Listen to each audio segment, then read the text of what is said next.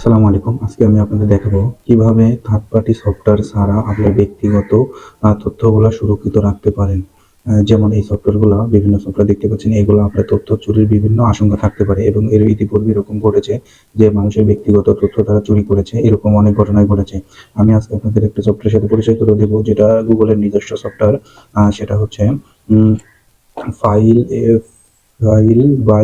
File by Google এ যাবেন, যে দেখবেন যে এই সফটওয়্যারটা, এটা লোগোটা দেখে নেন। এখানে আমার যেহেতু আছে, ইনস্টল করাই আছে, আমি ইনস্টল করবো না, আপনি ইনস্টল করা না থাকে ইনস্টল করে নেবেন। এখানে ওপেন করবেন।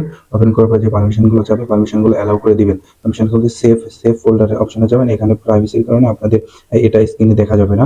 আপনার নির্দিষ্ট পরিমাণ প্রথম একটা যেকোনো একটা পাসওয়ার্ড সেট করে নেবেন। পরে সেখান থেকে বের হয়ে আসবেন। বের হয়ে আপনার যে জিনিসগুলো নিতে চান, যেমন ভিডিও আছে, audio, apps, document, image, download, যে কোনো কিছু, সেখানে ইমেজ নেব। ইমেজে ক্লিক করবেন। ইমেজে ক্লিক করার পরে আমি যে ইমেজগুলো নিব সেটা সিলেক্ট করব। সিলেক্ট করার পরে এই যে উপরে থ্রি ডট আছে, থ্রি ডট দিলে এই যে মুভ টু সেভ ফোল্ডারে ওকে করলে আপনার আবার সেই কাঙ্ক্ষিত পাসওয়ার্ড হবে। এখানে স্ক্রিনে সেগুলো শো করে না, যে কারণে এটা দেখা যাচ্ছে না। স্ক্রিন শো করুন, আপনার কাঙ্ক্ষিত যে পাসওয়ার্ডটা প্রথম দিয়েছিলেন সেটা দিবেন।